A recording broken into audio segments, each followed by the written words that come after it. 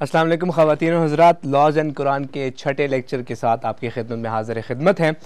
آپ جانتے ہیں کہ کچھ پروگرام ڈاکٹر صاحب کی معلوم مصروفیات کی وجہ سے لائیو نہیں ہو سکے، جس پہ بہت بڑی تعداد میں خواتین و حضرات نے ہم سے رابطہ کیا، اور ان کا ہم شکریہ ادا کرتے ہیں ان تمام خواتین و حضرات کا جنہوں نے ای میلز کے ذریعے اور جنہوں نے خطوط کے ذریعے ایک ہیوج نمبر میں جو ہے ہمیں ای میلز موصول ہوئی اور ہیوج نمبر میں ہمیں لیٹرز موصول ہوئے۔ ان تمام خواتین و حضرات کا ہم بہت شکریہ ادا کرتے ہیں، اور آپ کے ساتھ ساتھ ان تمام خواتین و حضرات کے ساتھ ساتھ ہم ڈاکٹر صاحب کے نہایت مشکور ہے۔ ڈاکٹر صاحب، thank you so much for being with us in the programme. آپ کے مصروفیات کے باوجود آپ پروگرام میں تشریف لائے، بہت شکریہ۔ ہمارے ساتھ ہمارے اس پروگرام میں خواتین و حضرات آپ کے ساتھ ساتھ یعنی کہ ناظرین کے ساتھ ساتھ ہمارے پروگرام میں ہمارے حاضرین بھی ہوتے ہیں۔ Thank you so much to all the participants who participates in this program۔ بہت شکریہ آپ سب کے آنے کا۔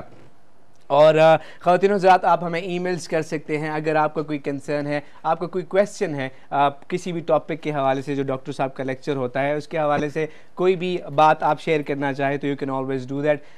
پروگرام کا ای میل ایڈریس ہے liq@atv.com.pk۔ اس کے علاوہ اب ہمیں لیٹر لکھ سکتے ہیں پلاٹ نمبر 36 سیکٹر H9 اسلام آباد پاکستان۔ پروگرام کا نام ضرور لکھے گا لفافے پہ۔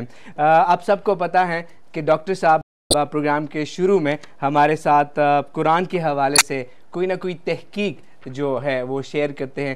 آج ہم ڈاکٹر صاحب سے پوچھیں گے سر کہ آج کے پروگرام میں کیا لائے ہیں آپ؟ جی، آج انشاءاللہ العزیز میں آپ کو یہ بتاؤں گا کہ جس طرح میں پہلے عرض کرتا رہا ہوں کہ ساری دنیا میں بہت بڑے پیمانے پر قرآن حکیم پہ کام ہو رہا ہے مختلف زبانوں میں۔ تو جو فرانسیسی لینگویج ہے، فرینچ لینگویج میں بہت بڑے پیمانے پہ کام ہوا ہے، اور پہلی جو ٹرانسلیشن فرانسیسی زبان میں ہوئی وہ 1647 میں ہوئی، پھر 49 میں ہوئی، 72 میں ہوئی۔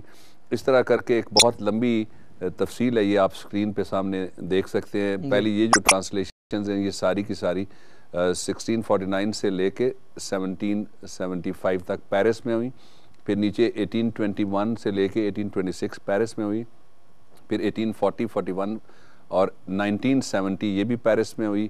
اگلا صفحہ ذرا دکھائیے۔ پھر یہ اور مختلف جو سال تھے، مثلا 1959 69 90 95 95 اگین، یہ قرآن حکیم کی تحقیق ہوئی، ٹرانسلیشن بھی ہوئی، اور لوگوں نے جو مزید اس کو آسان بنانے کے لیے کامنٹس تھے اپنے، وہ بھی کچھ ٹرانسلیشنز کے اندر کیے۔ یہ آج تحقیق کا ایک نیا پہلو تھا کہ فرانسیسی زبان میں صرف قرآن حکیم پہ اتنے لوگوں نے کام کیا۔ جی، اور خواتین و حضرات، لیکچر کی جانب بڑھنے سے پہلے آپ کو بتاتے چلیں کہ ہم ایک چھوٹی سی بریک کی جانب بڑھیں گے، لیکن بریک سے واپس آنے کے بعد ڈاکٹر صاحب جو ہے آج کے ٹاپک کے حوالے سے لیکچر ڈیلیور کریں گے۔ سو پلیز اسٹے اراؤنڈ اور ہمارے ساتھ رہیے۔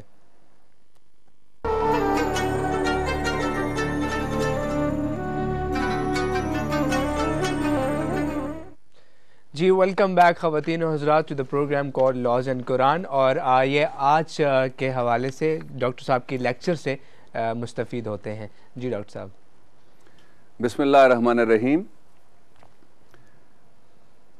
بنیادی طور پہ یہ جو لیکچر تھا یہ حج کے مہینے سے متعلقہ تھا، اور جس طرح بتایا گیا کہ بوجوہ وہ پروگرام نہیں وقت پہ ہو سکے، اور پھر جب اس کو تھوڑی سی تحقیق میں اور گہرائی میں ہم گئے تو معلوم ہوا کہ یہ جو 2 مہینے ہیں اسلامی کیلنڈر کے، ایک ذی الحج آخری مہینہ اور محرم الحرام پہلا مہینہ،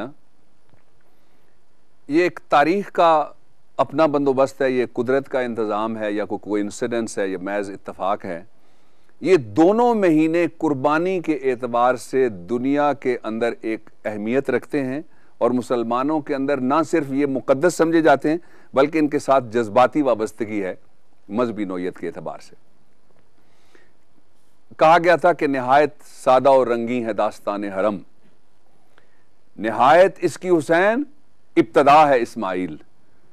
یہ ذی الحج اور محرم الحرام ان دونوں واقعات کو کور کرتے ہیں۔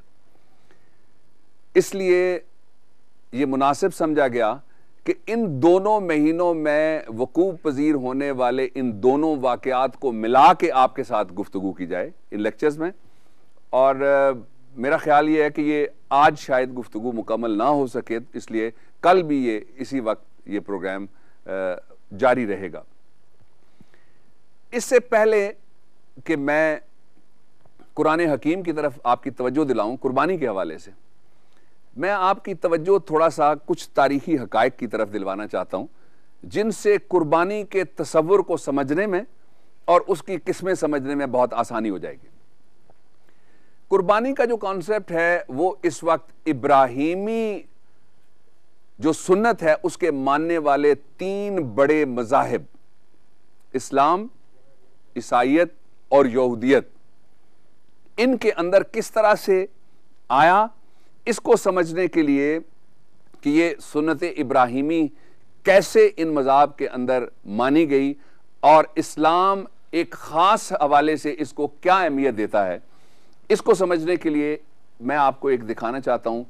چارٹ ہے جو رسول کریم صلی اللہ علیہ وآلہ وسلم سے لے کے سیدنا آدم علیہ السلام تک نبیوں کا جو سلسلہ ہے اس کی طرف اگر آپ تھوڑی سی توجہ دیکھیں گے تو کچھ ایسے حقائق ہیں جو ہماری موجودہ نسل کو بھی اور ہر نسل کو معلوم ہونے چاہیے.